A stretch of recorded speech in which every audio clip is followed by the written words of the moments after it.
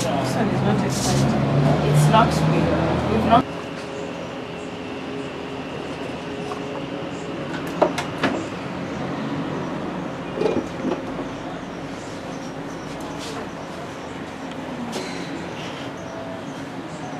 It's okay now.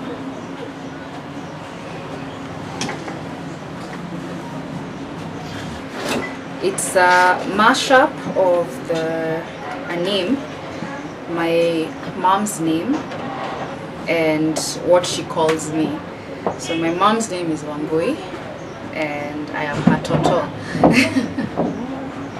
So I wish there's a philosophical reason behind it, but that is yeah, Koi and Toto, Wangui, Toto.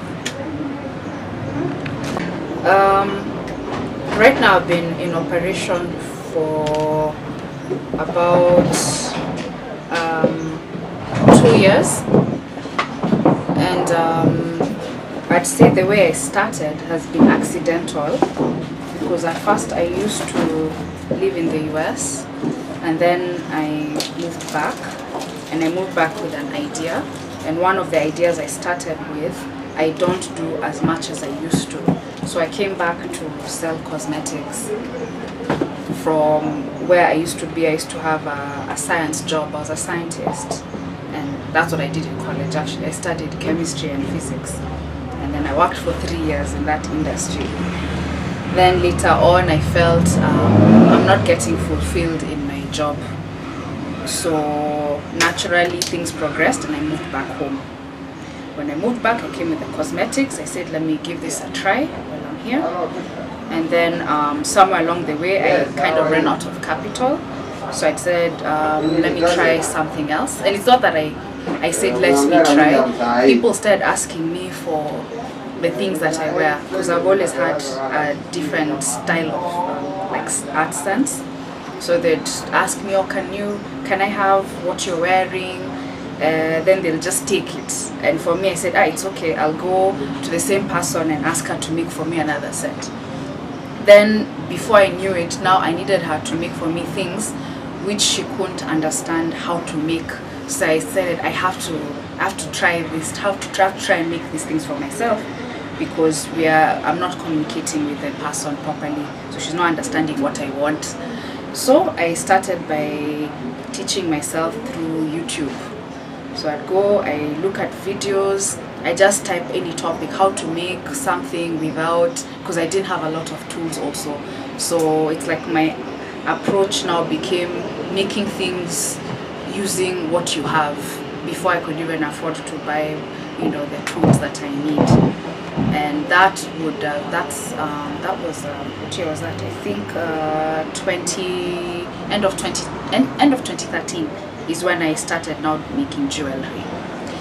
Then by 2016, I counted 2 years, because 2016 is where I now had a shop for the first time. Before that, I was working from the house, making small items here and there. But by 2016, I got to a place where I was confident enough to say that maybe I could actually make some money to sustain myself and a shop. But from there, that's how I progressed. Someone came to me, they asked me to design for them jewelry for their store. I was participating in several craft fairs, and every time I'd participate into one small thing and then another, I was getting more and more demand for those products. And just when I was in high school, I used to paint a little bit, and I'd enter into national competitions. So I figured, let me also do art, so that when I'm not making jewelry, I have something else to do. So art was the most recent addition and has really taken off in a big way. In fact, for some craft fairs, because now the jewelry space is so crowded, if I want to get into a craft space, I make sure I send them pictures of my art and jewelry, and usually when they see the art, they are always very accommodating, and they say, yes, come and bring your things, because it feels like jewelry, everyone is doing jewelry of some type, but art is something else. Like, not everyone can paint and do that. So I believe that's how I came around to now where I am currently. That's how So a few of the craft events that I participated, in. The very first one was Samantha Bridal. There actually I went twice, when I had cosmetic products, and then 2 years later I went back with when I had jewelry products. Then after that I've done Nairobi Fashion Market that used to be held in Ngong Racecourse. Then I've done Pop-Up and Chill, which is usually held in James Gishuru. There's a compound there. I've also participated in K1 Flea Market, and the other one that they do on Sundays, the Alchemist Bar, the one that is organized by Cars Entertainment, and then many other small ones, some I can't even remember the names, that get sometimes organized by maybe youth who want to promote something, and then you just apply for the space to participate in. Majority of my clients have been word of mouth referrals, and from there, with social media, I've had now a lot of my major clients from social media. They just found me online, either on Instagram or Facebook, but again it's still through somebody who knows me, so there's still some type of if it's the sixth degree connection. I've not had yet like a completely random stranger. It's always been through somebody else, but I'd have to say yeah, and then a few, now that I have a shop, I've had walk-in clients. Most of my clients are middle class,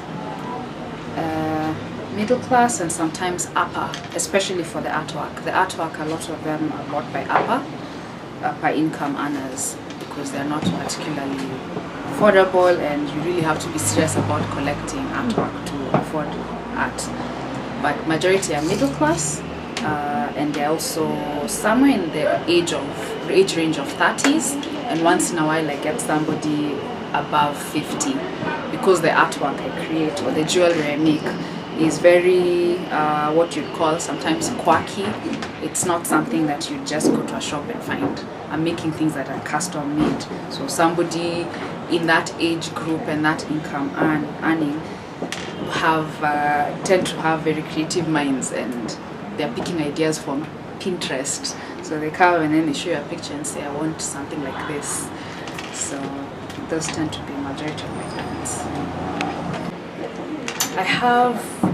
I would say my clients are kind of split at the moment, 40-50. Now that doesn't make sense, 40-60, with 60 being diasporan. So they're either outside the country, they're visiting the country, or they moved back. And then the other 40% would be now local Kenyans. So 60% are people who are either have moved back from abroad, usually the US, the UK, and then one of the recent ones became Japanese clients. They tend to like my art form. So some of the countries I've exported products to that I can call export would be Japan. Everyone else has been, a few items here and there.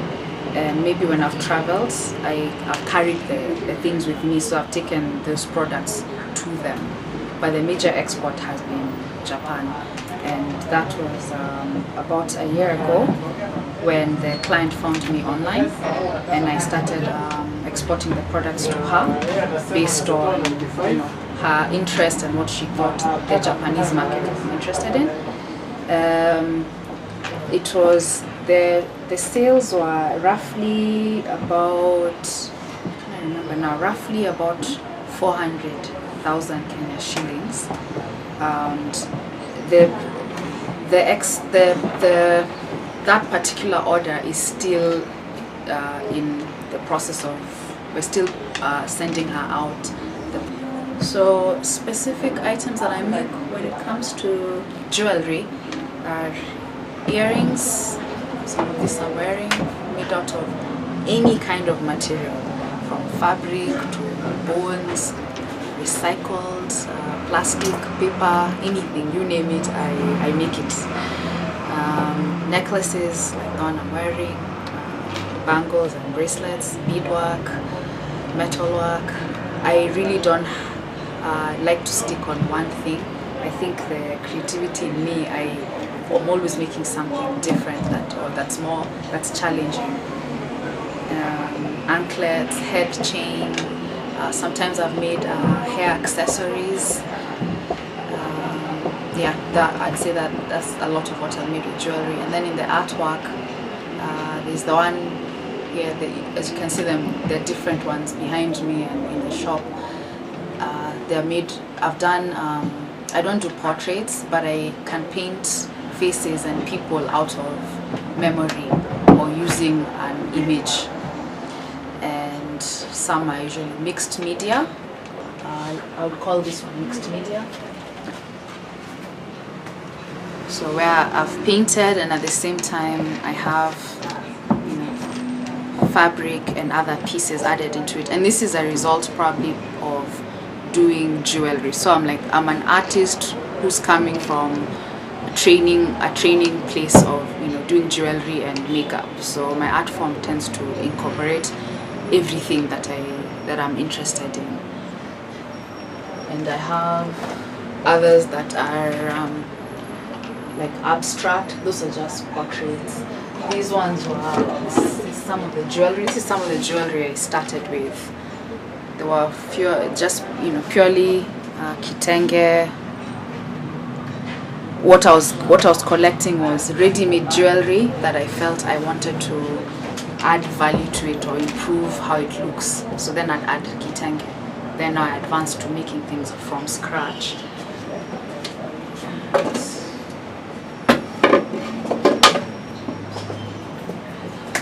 Then I have abstract artwork,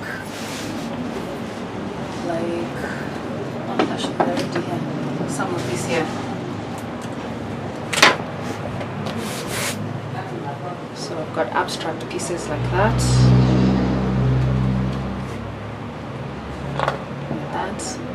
So they're abstract, and many people ask me, what were you thinking of when making them? I'm sorry to disappoint, but I don't usually think that deeply. I just make. Maybe later on when I'm advanced or mature in my field, I might have, you know, more deeper philosophic things to say about the work. But now I just come together, look at the colors that the mood I'm in, and then I put them together. And some of the, like, my really biggest pieces. So this has to be the biggest piece I've ever made of abstract artwork. And what it is to me, I call it archipelago. What I see is marshland, water, like something like an island somewhere near Hawaii. It's a very new island, it's just formed. So you can still see some smoke from the volcanic ash. I mean, there's a lot. Most people, when they look at this, they definitely see either the planet or some type of, you know, landscape on Earth. Still not particularly fixed. I have to say, in the end, it will go to somebody who really, really loves it and appreciates it. But I would feel for its uniqueness, it should be at least around 60,000. Yeah. The prices range from as low as $250 for really small earrings, to 400 shillings. Jewelry like what I'm working on with this pearl necklace, when it's completed, is 5,000 shillings. There's this bracelets. The pricing is based on the amount of work and the uniqueness of the product. This one is 2,000 shillings. This one here is 4,000. The artwork is the same way. I have my smallest pieces that sometimes I can charge 500 shillings for a piece this size here.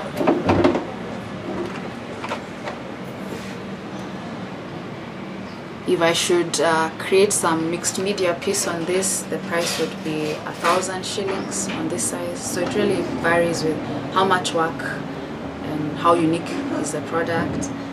I don't have a maximum for the price. I've not yet reached my maximum, I can assure you. Because if you want to pay more, you're most welcome. So there's no maximum to my price. I'd say the highest price is just the biggest pieces of artwork which I've shown you, which start at around 60 to 70,000. Most of my materials are locally sourced, especially when it comes to fabric. I just collect them from different tailors. Everything I buy, the beads, the connectors, I just get them from downtown Nairobi. You know, beads these days are obviously not made in Kenya anymore. They're coming. 80% of my materials are sourced here locally, and the other 20 I get from abroad. This problem is financial.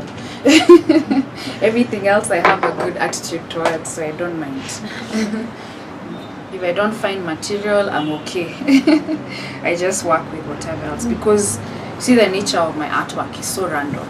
So I just work with the next available material, unless it's not a client who wanted something like a repeat order, and then that product is finished and there's nothing I can do about it.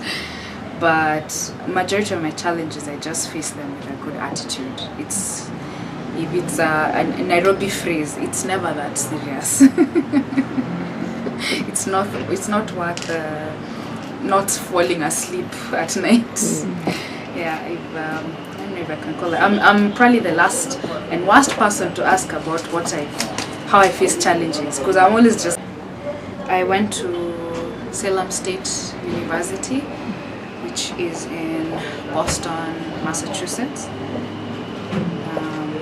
So I did there my 4-year degree. I lived in that city. If you've ever heard of Salem and heard of these things for Halloween and witches, I was in the heart of it. I assure you, it was a very scary season in the year, because everybody comes out dressed in masks, so you don't know who is friend or foe. It's actually a bit scary. So being the Kenyans that we are, you know, we're not into what you say uchawi. So you spend Halloween indoors to be safe. But yeah, that's why I went to school. And then afterwards I worked for 3 years in a international company. Actually, they're based in France, but they have a few business offices in the US, and I worked in one of them, which was also near Boston. So I worked there for 3 years. I started off as an intern, and then, so I could say, yeah, it was a total of 3 years from when I was doing my internship to when I transitioned into full-time. I was a research scientist, and our company used to create materials which are used for what you call reverse osmosis. It's a method where you can transform, say, unusable water. You get homesick, you want to associate with things from home. This is why diasporans are always so involved in politics, as if they're here to change things. Because you're always just thinking, ukondio home, that's where my home is, and that's where, when everything works out on the other end, you'd like to be able to come back home. So I was just, it was different. You stood out there, you know, you try to create an identity of your own. So when you wore your African attire or anything that was African, you felt, you're reminding yourself about where you've come from, and the people around you, you want them to know where you're from, and you act like an ambassador without knowing. It's not that you're trying to go out and be one, but every time they ask you where you're from, you try to tell them a little bit about where you are from. And also sometimes there's a lot of bad things that Kenyans do abroad, so you hope that you can demystify the myth and say there are some good Kenyans. So every time someone talks to you, you say something small about where you're from. So my dress sense came from a mix of there and here. People who are here want to look like people who are there, but when you're there, you want to be as close to what is here at home. So I just ended up now with something in the middle, where now I wanted to have a bit of a Western touch but still be African. Yeah, that's how my dress sense developed. The future of Koitoto is to make sure I've served my clients, especially the old clients, the local clients. I make sure I've served them fully before I start thinking in a very global way. I think it's more impactful to impact those around you than to start aiming for the whole world. So if these ones here and the few I have are very happy, keep them coming back and always supplying, surpassing their expectations. They want to be trendy in their own way. They're not even looking for what is a trend out there. Excuse me. They're always looking for what fits them, because I make mostly custom-made things. So I want to supply them so that they always think, when I need something, where am I going? Koitoto. It's obvious. There's nowhere else to look. They can't be like, oh, that shop these days, they only make this one item, or they stopped being creative. So my future is to always just be creative and serve those ones who are here. We will move to a bigger shop, have more workers, be able to produce more, and also meet the people these Koitoto customers who are here and the diasporans. There's another Koitoto brewed somewhere in Japan, in Germany, so supply for those. And if I have a bigger workspace, can produce more, I can also export my products.